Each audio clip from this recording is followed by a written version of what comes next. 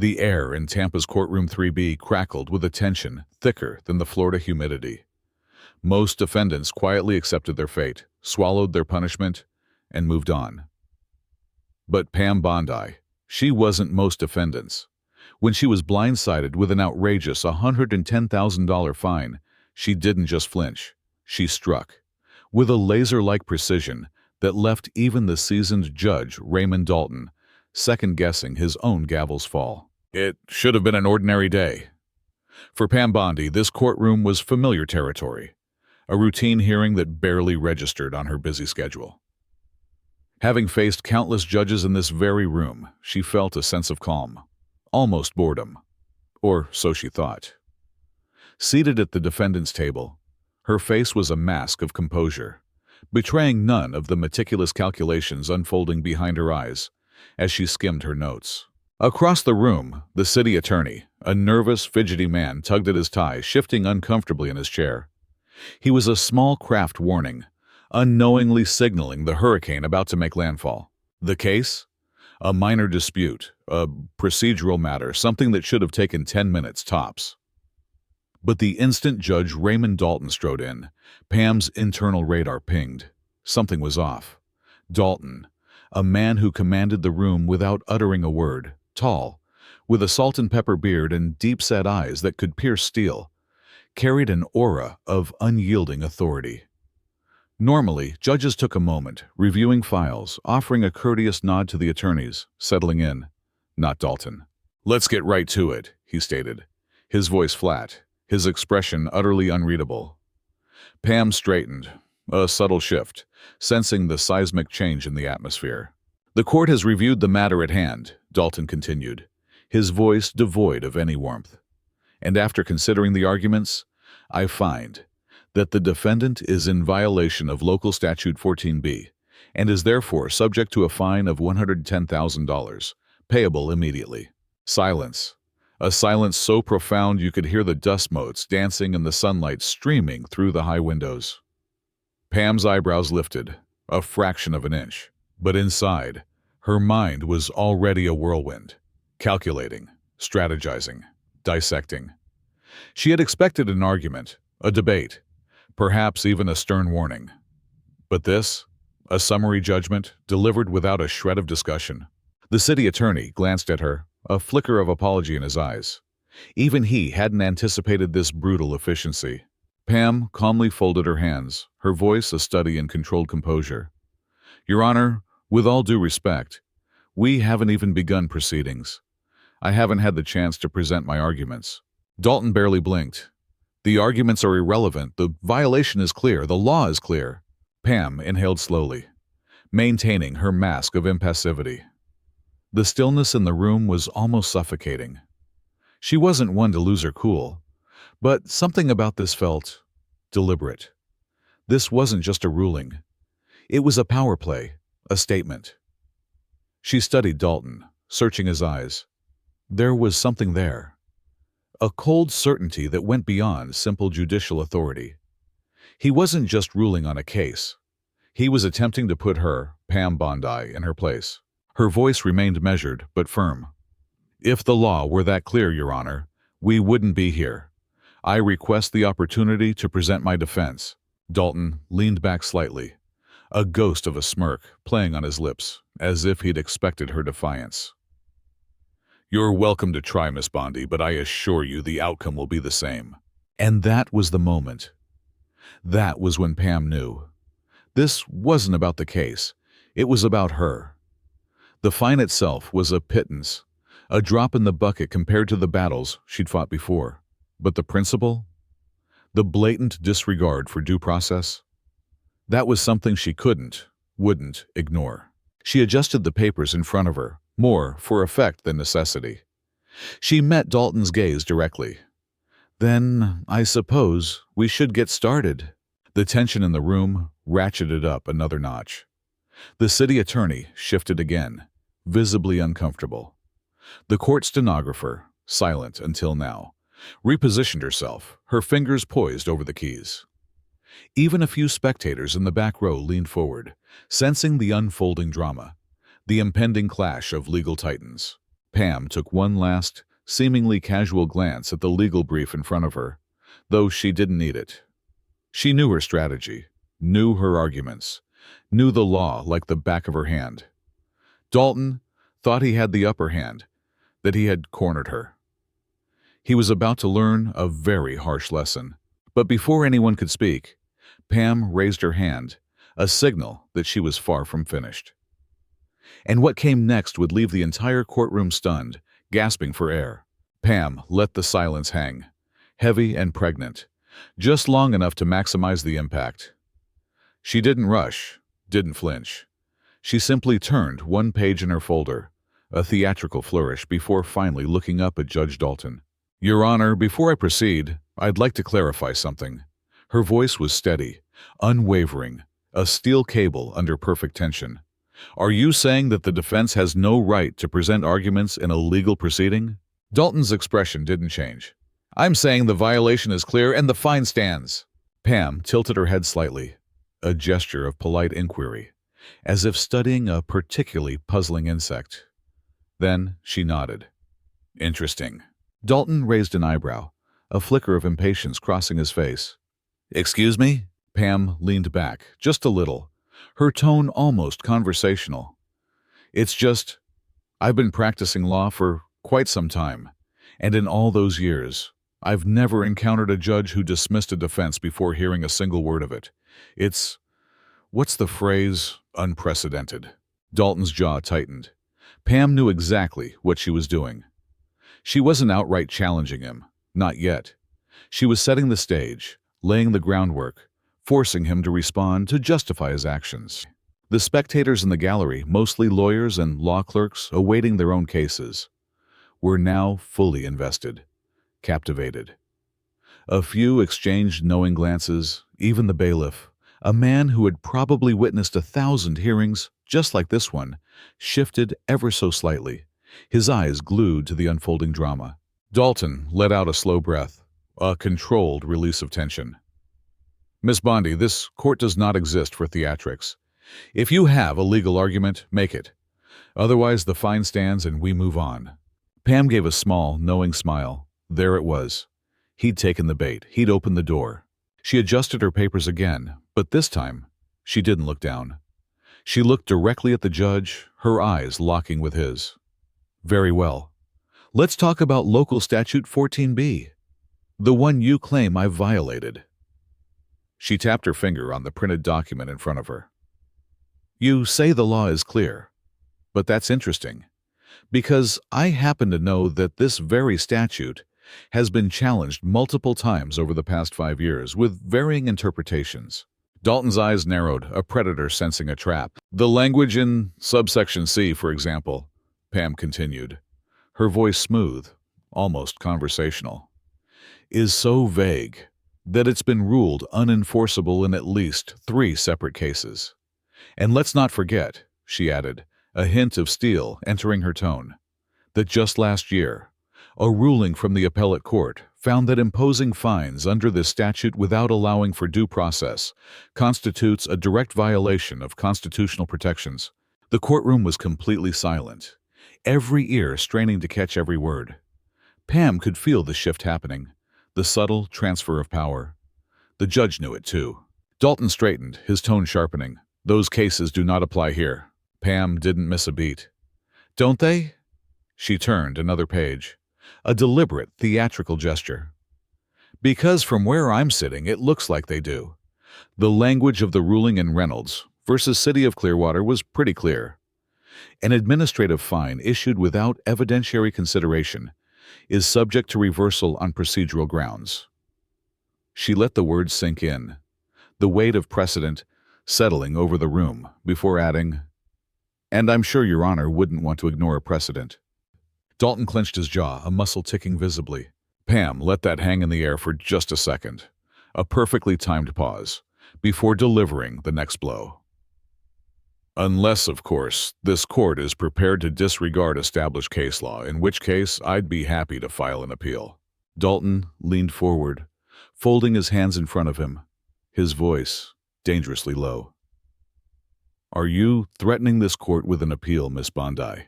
Pam exhaled through her nose, a quiet, almost imperceptible laugh, devoid of any amusement.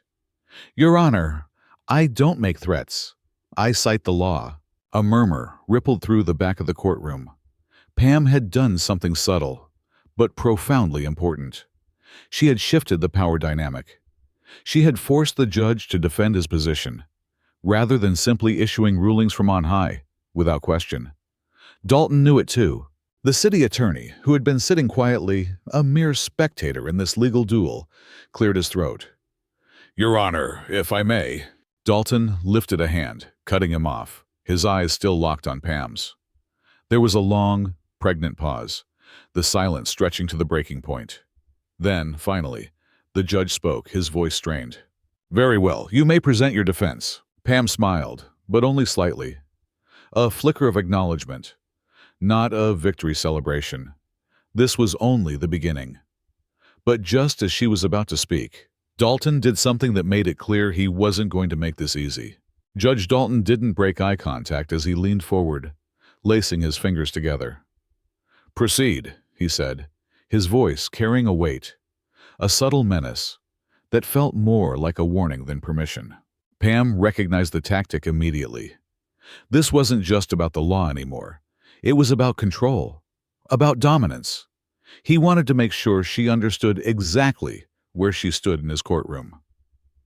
But Pam Bondi wasn't the type to be intimidated. She adjusted her posture, keeping her expression unreadable. Let's start with the language of the statute itself, she began, her voice clear and resonant. She tapped her papers. Local Statute 14b claims that any entity failing to comply with a municipal regulation may be fined. Simple enough. But the issue arises in how compliance is defined. The language is broad, overly vague, and inconsistent with constitutional due process protections. Dalton exhaled slowly, looking utterly unimpressed. And yet, Miss Bondi, this statute has been enforced repeatedly, without issue. Pam tilted her head, a gesture of polite disagreement. That's interesting, because according to public records, at least 4 previous cases resulted in partial or full dismissals due to the very vagueness I'm pointing out now. She glanced at the city attorney, then back at Dalton. Unless you'd like to argue that due process only applies when it's convenient? Dalton's grip on the bench tightened slightly, his knuckles whitening. Miss Bondi, if your argument hinges on vague procedural objections, I suggest you reconsider. The law is enforced as written. Pam allowed a beat of silence to hang in the air, heavy with unspoken implications before responding. Except when it isn't. A murmur rippled through the back of the room, a wave of shared understanding. Pam reached for another document, holding it up for all to see. Let's talk about Henderson versus City of St. Petersburg. The defendant in that case was fined under this very statute. Same wording, same enforcement method. But the appellate court ruled that the city's interpretation violated state-level protections. She paused for emphasis, letting the weight of her words sink in. You know what the judge said in that ruling? That the law, as applied, fails to provide sufficient notice or clear standards for enforcement, rendering it unenforceable under scrutiny. Dalton's expression remained blank, a carefully constructed mask, but the tension in his jaw betrayed his inner turmoil. The city attorney leaned in slightly, attempting to intervene. Your Honor, I believe we're getting sidetracked. Pam turned her gaze toward him, cutting him off before he could finish his sentence. Counselor, I'd love to hear how you reconcile this ruling with the fine your office is trying to enforce today. If you have a legal basis that contradicts Henderson, please enlighten us. The attorney hesitated, stammering, his silence speaking volumes. Pam turned back to Dalton, her voice laced with respectful, yet unwavering, determination. Respectfully, Your Honor, I'm not asking for special treatment. I'm asking for consistency. If a higher court has already determined that this statute is problematic, how does this court justify imposing a penalty under it? The silence in the room was deafening, the air thick with anticipation. Judge Dalton sat back, his eyes scanning Pam, calculating, searching for an escape route. Pam knew exactly what he was doing, stalling, trying to find an angle, a loophole, a way to regain control of the situation. Finally, he spoke, his voice tight. The circumstances of that case are not identical to yours. Pam didn't even blink. True. But the precedent applies all the same. The law is either clear or it isn't. Silence. The weight in the room had shifted decisively. Pam knew she had the judge cornered, not because he was legally wrong, though he was, but because she had forced him into a position where any decision he made now would be under intense scrutiny. He could push forward, ignore precedent, and risk having his ruling overturned on appeal. Or he could backpedal, which would mean conceding that he had acted prematurely, that he had overreached. Pam didn't envy his position, but then again, he was the one who had put himself there. Dalton let out a slow, controlled breath. Miss Bondi, I find your interpretation debatable. Pam smiled slightly, a flicker of amusement in her eyes. Then let's debate it. The judge's nostrils flared slightly. Then, to her surprise, he reached for his gavel. The court will take a 15-minute recess. He stood abruptly, before anyone could argue, then turned and disappeared into his chambers. Pam set her papers down, her expression calm, betraying none of the adrenaline surging through her veins. Inside, she knew what had just happened. Dalton wasn't ready to give in, but he also wasn't ready to rule against her outright. He needed time to think, to strategize, maybe even to look up the case law she had just cited. That meant she had him on the ropes. But she also knew that when he returned, he wouldn't be alone. And what happened next would take this fight to an entirely different level. 15 minutes stretched into an eternity. Pam remained seated at the defense table, her hands resting lightly on the stack of meticulously organized papers. She wasn't reading them. She didn't need to. The legal precedents, the procedural arguments, the case laws she had cited, they were all etched into her memory, sharp and clear. She was ready. But something about Judge Dalton's abrupt recess, his hasty retreat, didn't sit right with her. He wasn't the type to hesitate, to show weakness, which meant he was either regrouping, rearming himself, or preparing for something she hadn't accounted for. The door to the judge's chambers swung open, and Dalton strode back in, but he wasn't alone. A second judge, a figure Pam immediately recognized, walked beside him. Judge Alan Whitaker, a senior judge, a man whose reputation for impartiality and legal acumen was legendary, and whose rank outstripped Dalton's. The moment Whitaker entered, the atmosphere in the courtroom shifted again, the air growing even heavier. This wasn't standard protocol. Bringing in another judge, mid-hearing, wasn't just unusual, it was calculated. It was a power move. Pam adjusted her posture, a subtle straightening of her spine, her expression remaining unreadable, a mask of calm control. Dalton took his seat, clearing his throat, the sound amplified in the hushed room. Before we proceed, I've requested that Judge Whitaker sit in on this matter. Requested? Pam didn't believe that for a second. Someone had pulled strings, called in favors. This was orchestrated. Whitaker gave her a slow, deliberate nod, his presence calm, but undeniably authoritative.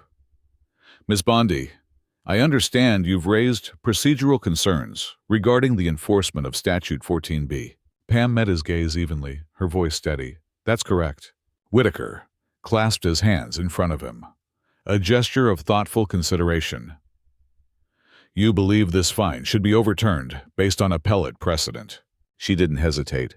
I don't believe it, I know it. A faint murmur rippled through the courtroom, a wave of suppressed excitement and disbelief. Dalton's lips pressed into a thin, hard line. Whitaker arched an eyebrow, a flicker of something in his eyes. Respect? Amusement? Pam couldn't quite decipher it. I appreciate your confidence, Miss Bondi, but let's discuss specifics. You referenced Henderson versus City of St. Petersburg. Are you aware that a follow-up ruling later clarified that certain interpretations of the statute could remain enforceable under localized judicial discretion? Pam kept her expression neutral, but inside, she felt the shift, the subtle change in the game. So that's what this was. Dalton had stepped back, brought in a heavier hitter, and now they were attempting to counter her argument with an overlooked, obscure technicality. Pam folded her hands, a gesture of deliberate composure. I am aware of that ruling, Your Honor, but I also know that the same clarification explicitly stated that enforcement must adhere to strict evidentiary standards, something that, in this case, was not done. Whitaker nodded, slowly, as if he had expected her to say precisely that. Then let's talk about that. The enforcement officer who filed the violation is present in this courtroom. Would you like to cross-examine him? Pam barely hid her surprise. She hadn't anticipated that, but she welcomed it, embraced it. This was an opportunity. She turned her head as a man stood from the back of the room, Officer Brian Calloway, a municipal enforcement officer. He was middle-aged, dressed in a crisp Navy uniform, and carried himself with the quiet confidence of someone who rarely had to justify his decisions. Pam kept her voice steady. Yes, Your Honor, I would. Dalton gestured for Calloway to step forward. The officer made his way to the witness stand, took his oath, his hand raised, and sat down, his posture ramrod straight. Pam stood, walking toward him with slow, deliberate steps, her heels clicking softly on the polished floor. Officer Calloway, can you confirm that you were the one who issued this violation? He nodded, his gaze unwavering. Yes, ma'am. Pam turned slightly toward the empty jury box, where the public sat watching, their faces a mixture of curiosity and anticipation. And on what basis did you determine a violation had occurred? Calloway exhaled, as if the answer was so obvious it barely required stating. The statute is clear. The property in question was not in compliance with municipal code. I documented it and issued the fine. Overturned. Pam clasped her hands behind her back, a subtle gesture of control. Did you take any photographs of the alleged violation? He hesitated, a flicker of uncertainty crossing his face. No, ma'am, it wasn't necessary. She gave him a small, almost amused smile, a hint of challenge in her eyes. You didn't document the violation, yet you issued a fine? Calloway shifted in his seat, his confidence slightly shaken. I have years of experience identifying these cases. I didn't need a photo to confirm what I saw. Pam's expression remained calm, but inside, she knew she had just been handed her next argument, her next weapon, on a silver platter. She turned back toward the bench, her voice resonating with quiet authority. Your Honor, in the absence of photographic evidence, written witness statements, or any tangible proof, we are left with nothing more than an individual's subjective assessment. This directly contradicts the evidentiary standards required under the appellate clarification Judge Whitaker referenced earlier. Whitaker's expression didn't change, but he sat back slightly, a subtle shift in his posture. He knew she was right. He knew she had them. Pam pressed forward, her voice gaining strength. So I ask again, how does this court justify imposing a fine under a statute that lacks the required legal foundation for enforcement? The silence in the room was deafening, absolute. Judge Dalton's fingers drummed against the bench, a restless, almost imperceptible movement. He wasn't looking at Whitaker, and that told Pam everything she needed to know. He had expected to win this argument. He had expected Whitaker's presence, his authority, to back her into a corner, to intimidate her. But instead, she had taken his own counterpoint, his own carefully chosen weapon, and used it to unravel the entire case against her. Dalton exhaled sharply, a sound of barely suppressed frustration. This court will take another recess. Pam resisted the urge to smile, to show any outward sign of triumph. She knew exactly what was happening. They were running out of options, running out of ways to push back. But she also knew better than to celebrate too soon. Dalton was a man of power, of authority. And if there was one thing people in power hated, it was being challenged, being shown up, especially in public. He wasn't going to back down easily.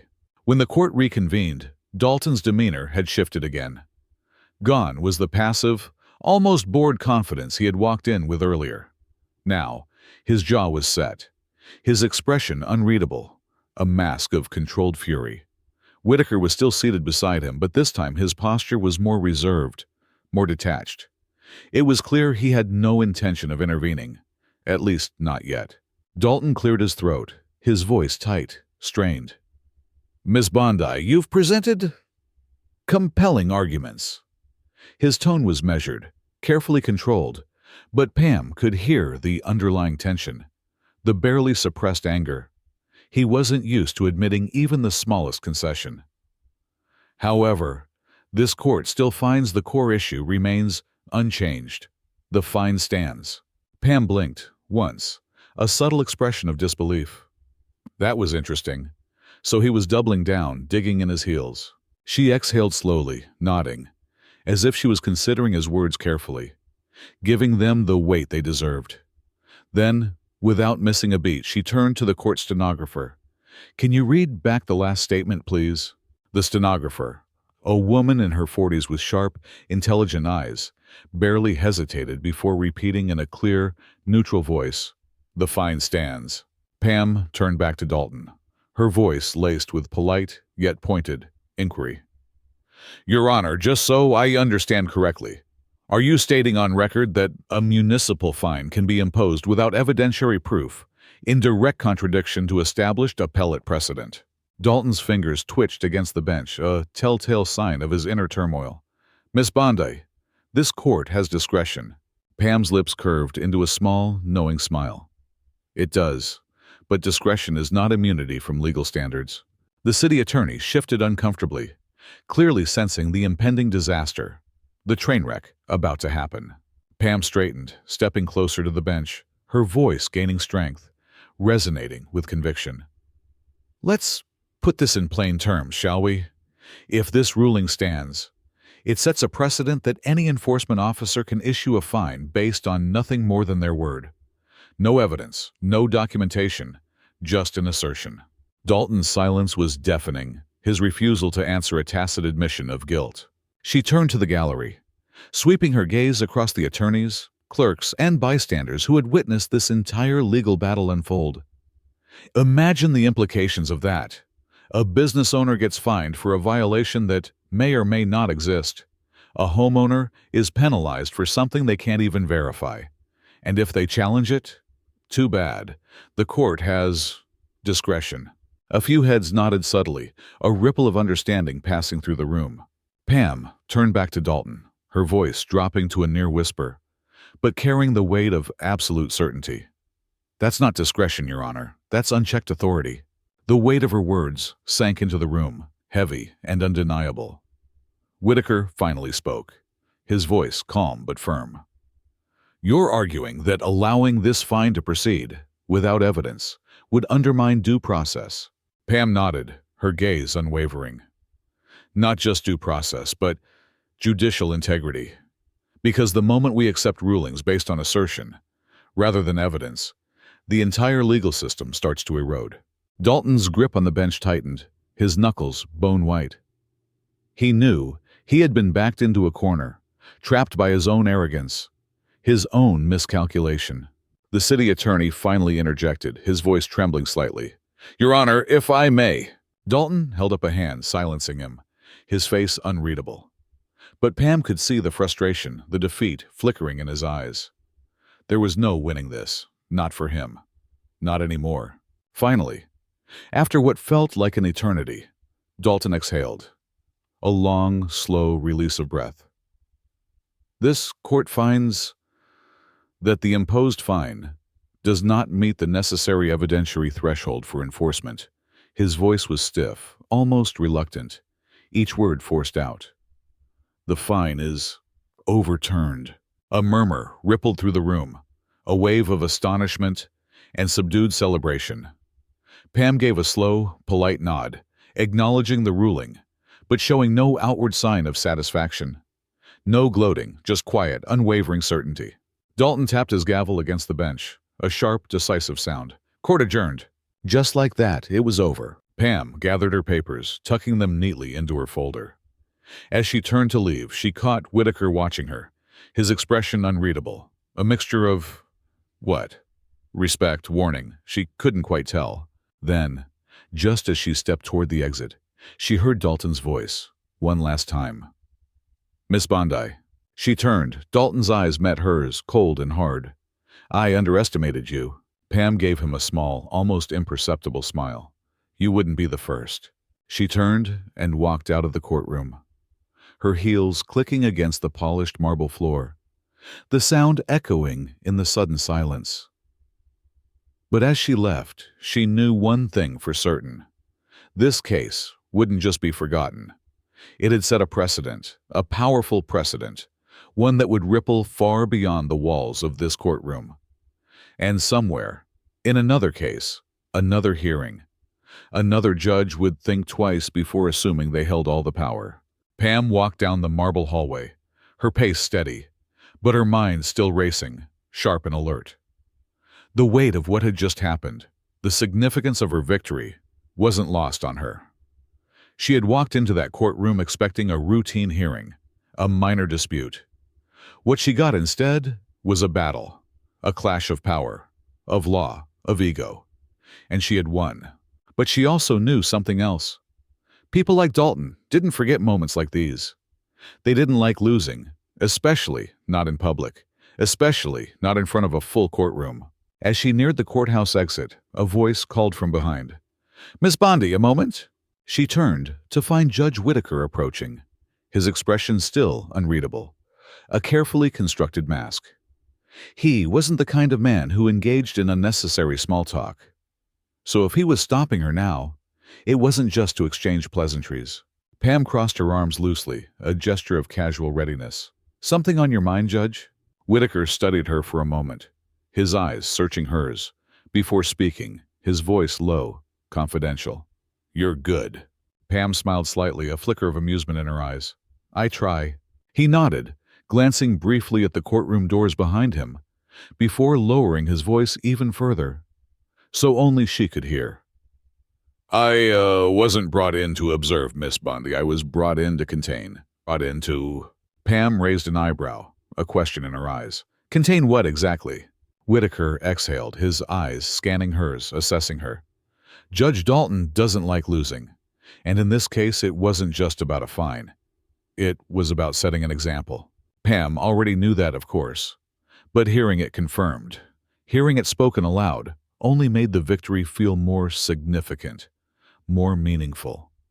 She kept her voice even, controlled. "So what happens now?" "What?" Whitaker hesitated, then gave her a look that held both respect and a subtle warning. "You'll have people watching you, and not just here." Pam understood exactly what he meant. Today, she had done more than win a case. She had challenged a system that thrived on compliance, on unquestioning obedience, and that kind of defiance didn't go unnoticed. She nodded once, a gesture of acknowledgement. "I appreciate the heads up." Whitaker gave her one last, lingering look, before stepping back toward the courtroom, disappearing back into the hushed, hallowed halls of justice. Pam turned toward the exit, pushing open the heavy courthouse doors and stepping out into the bright afternoon sun. The air felt different out here, lighter, sharper, cleaner. This wasn't the first time she had fought a battle in court, and it wouldn't be the last. But there was a lesson in today's fight, a profound lesson, one she hoped others would see, would learn from. Power wasn't about who sat behind the bench. It wasn't about titles, robes, or authority. It was about knowing the rules, knowing the law, well enough to challenge them, to question them. It was about standing firm, standing tall, when others expected you to back down, to yield. And most importantly, it was about never assuming that just because someone hands you a ruling, you have to accept it. Pam Bondi had walked into that courtroom expecting a standard hearing. She walked out having reminded everyone, especially those in power, that the law wasn't just about enforcement. It was about understanding, about justice, about fighting back. And today, she had done just that. This case should serve as an inspiration to anyone facing legal challenges, no matter how daunting. It's a testament to the power of perseverance, legal knowledge, and the unwavering pursuit of justice. What are your thoughts on this case? Do you believe it will have a lasting impact on how similar cases are handled in the future? Share your opinions and insights in the comments below. And don't forget to subscribe to this channel for more in-depth analysis of legal battles and their implications.